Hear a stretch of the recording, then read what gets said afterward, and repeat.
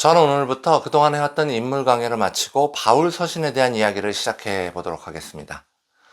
신약 성경 속에는 바울이 쓴 편지가 있는데 그것을 우리는 바울 서신 이렇게 이야기하죠. 바울 서신, 바울의 편지라는 거예요. 누구한테 쓴 편지인 거죠? 바울은 이 편지를 갈라디아의 교회에게, 또 고린도 교회에게 이렇게 특별한 지역에 있는 교회에 써서 보내기도 했고 또 그냥 개인한테 써보내기도 했어요. 자, 그렇다면 얼핏 보기에는 나한테 온 편지도 아닌 이 편지들, 남들한테 보낸 이 편지가 지금 나하고는 무슨 상관이 있는 것일까요? 바울은 편지 속에서 어떤 이야기들을 하고 있을까요? 왜 그의 편지는 신약 성경으로 남아 우리에게 전해지고 있는 걸까요? 이런 이야기들을 앞으로 나누어 보도록 하겠습니다. 보통 우리는 13권의 바울 서신이 있는 걸로 알고 있습니다.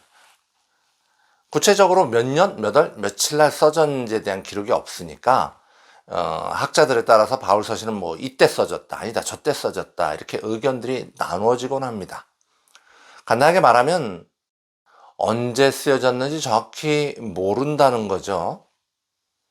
다시 말하면 바울 서신의 기록 연대를 아는 것은 꼭 그렇게 중요한 일은 아니라는 말입니다. 다만 1차 전도 여행 후 갈라디아서를 시작으로 여러 서신들이 기록되었을 것이다 라고 보는 학자들의 주장을 따라가 보기로 합니다.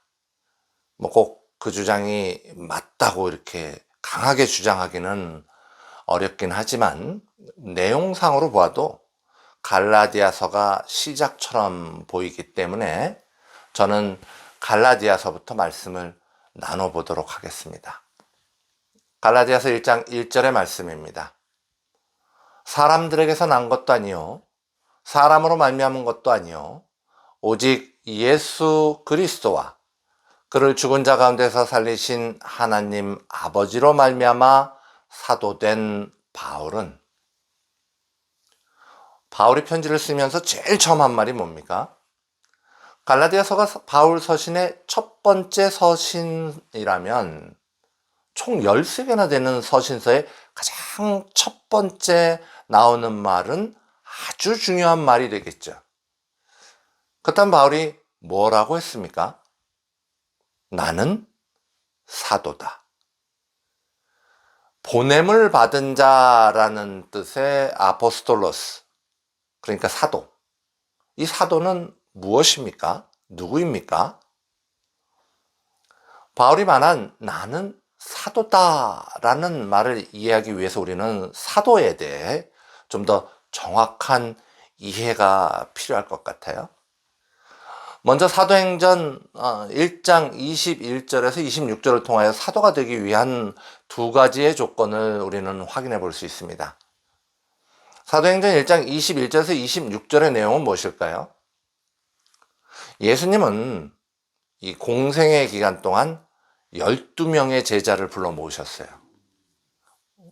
원래 그렇게 훌륭한 사람들만 불러 모으신 게 아니긴 했어도 대부분의 제자들은 예수님을 잘 따라다니며 많은 기적을 경험하고 듣고 보며 배웠습니다. 그런데 우리가 모두 잘 아시는 것처럼 가룟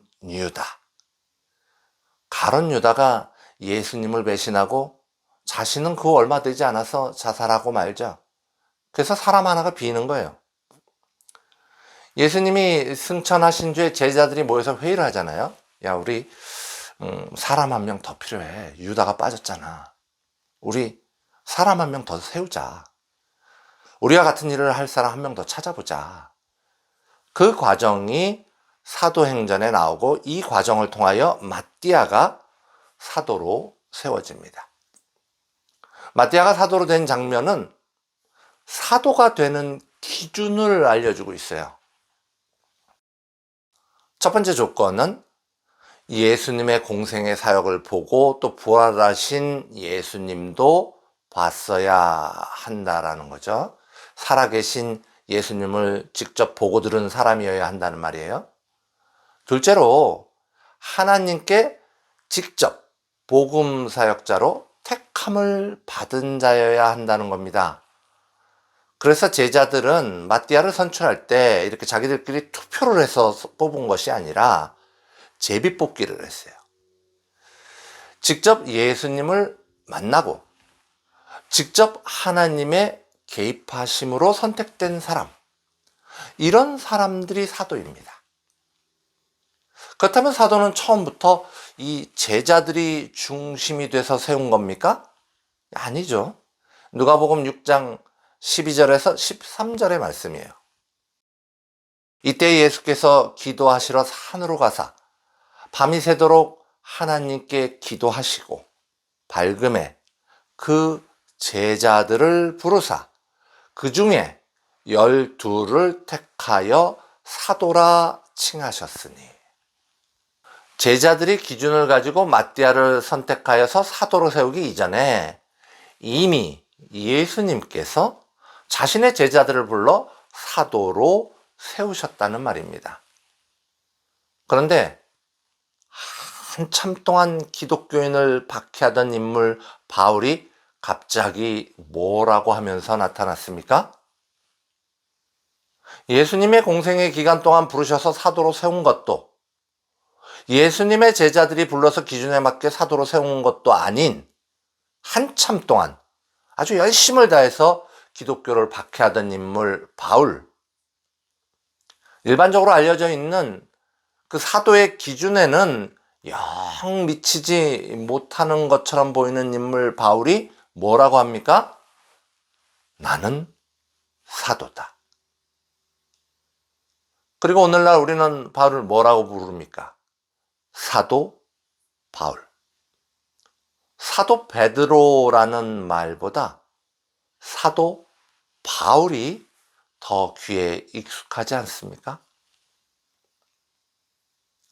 바울이 사도이다 라는 말은 참 고정관념을 깨는 말이었어요. 그러나 생각해보면 예수님이 오신 것도, 유대인의 정치적 민족적 자유가 아닌 온 인류의 영원한 자유를 위한 메시아로 오신 것도 사람들이 알고 있던 메시아에 대한 고정관념을 깬 일이었습니다. 또한 예수님을 통하여 전해진 복음도 율법을 통하여 구원을 받을 수 있다고 생각하던 사람들의 고정관념을 깬 일이었습니다. 이처럼 고정관념을 넘어서는 예수님과 복음을 전하는 사도를 하나님께서는 바울이라는 의외의 인물을 선택하셔서 사도로 세우심으로 우리가 듣게 될 복음이 일반적인 통념, 고정관념, 악한 다수의 확신을 넘어서는 놀랍고도 특별한 일이라는 사실을 우리에게 보여주고 계신 것입니다. 갈라디아서 1장 1절에 나오는 바울의 선포, 나는 사도다라는 말은 우리가 그를 통하여 전해들을 복음의 이야기들이 맹목적인 통념과 고정관념을 넘어서는 이야기라는 사실을 기대해보게 만듭니다. 오래전 TV 한 프로그램 중에 나는 가수다라는 프로그램이 있었어요. 그런데 이 가수들이 얼마나 노래를 잘하던지 정말 재밌게 아주 열심히 보았던 기억이 납니다. 뭐 다 아시겠지만 이게 조금 잊혀진 가수들, 아니면 조금 덜 알려진 가수들, 하지만 노래를 아주 잘하는 그런 명가수들을 모아서 노래 경연대회를 하는 프로그램이었잖아요. 다 그런 건 아니었지만 놀라운 실력을 갖고 있으면서도 무대에서 멀어져서 나는 뭔가, 내가 가수인가 뭐 이러면서 지냈던 사람들이 있었죠. 그 사람들이 열창을 하면서 무대에 서면서 자신들의 정체성을 확인하는 모습이 참 인상적이었어요. 가수가 그 이름에 걸맞게 노래를 하면서 자신의 정체성을 찾는 거죠. 그래서 그 프로의 제목이 나는 가수다 아닙니까? 자신의 정체성에 대한 선포죠. 갈라디아서 1장 1절에 바울은 뭐라고 합니까? 나는 사도다. 자신의 정체성은 사도다라고 이야기하고 있는 것입니다. 내가 누구다라는 것을 밝히고 있는 거예요. 편지를 쓰면서 첫마디에 내가 누구다라는 자신의 정체성을 정확하게 밝히는 겁니다. 바울이 밝힌 사도라는 정체성은 그 뒤로 이어지는 이야기들을 신뢰하게 만드는 열쇠의 역할을 합니다. 바울이 사도라는 정체성을 믿지 못한다면 그 뒤에 나오는 말들은 하나도 믿을 수 없는 거예요. 이게 쓰나 마나한 편지가 되는 거죠. 의사가 처방전을 써주는데 거기에 아무런 주소도 병원 이름도 의사 사인도 없으면 그 처방전을 어떻게 믿습니까? 교수가 추천서를 써주는데 자기 이름도 사인도 다 빼놓고 써주면 그 추천서를 누가 믿습니까? 우리가 예수 그리스도의 증인이 되고 싶은데 그리스도인으로서 정체성이 밝혀지지 않는다면 누가 우리의 말을 믿고 교회에 관심을 가져보겠습니까? 사도 바울은 나는 가수다에 출연한 가수들이 열창을 통하여 자신의 정체성을 드러내 보인 것과 같이 끊임없는 복음 전도의 사역을 감당해 나가며 자신의 정체성을 드러내 보였습니다. 마찬가지로 우리가 나는 크리스찬이다 라는 정체성을 드러내기 위해서는 크리스찬, 성도, 구분된 사람으로 이 세상에서 살아내야 하는 것입니다. 가수가 동네 아저씨하고 똑같은 실력을 가지고 노래한다면 나는 가수다 이럴 수 있습니까? 사도 바울이 초신자와 같이 어린아이 수준의 믿음이었다면 또는 그가 안락함만 찾아서 자신이 세운 교회 안에 안주하였다면 예수님을 증거하기 위해 보냄을 받은 자 사도라 할 수 있겠습니까? 우리가 세상 사람들과 똑같은 모습으로 살아간다면 너 기독교인이었어? 너 교회 다녔어? 놀랐다. 야, 네가 무슨 교회를 다 다니냐? 이런 소리를 듣는다면 전혀 구분됨이 없다면 구분된 자 성도라 할 수 있겠습니까? 정체성의 문제는 구분됨의 문제입니다. 가수이기 때문에 다른 것처럼, 사도이기 때문에 다른 것처럼, 크리스찬이기 때문에 달라야 한다는 말씀입니다. 사도로서의 온전한 정체성과 구분됨이 사도 바울이 전하는 말들을 신뢰할 수 있는 기초가 되어지는 이유로 사도 바울은 계속해서 여러 서신서들을 통해 자신이 사도라는 사실을 반복하여 밝히고 있습니다. 반면에 바울과 맞서는 사람들은 역시 계속해서 바울이 사도라는 사실을 부정하고 있는 거죠.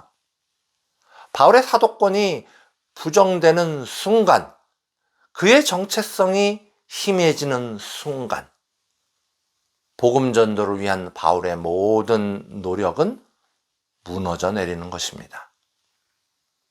자, 그렇다면 바울은 사도로서의 정체성을 어떻게 얻었을까요? 사람들에게서 난 것도 아니요, 사람으로 말미암은 것도 아니요. 조금 전에 우리는 이 사도가 되기 위해서는 사람들의 선택이 아닌 예수님과의 만남, 그리고 선택이 있어야 한다고 말씀드렸죠. 사람들이 사도를 세우는 게 아니라고요. 그런데 바울은 12명의 제자 중에 하나가 아니었어요.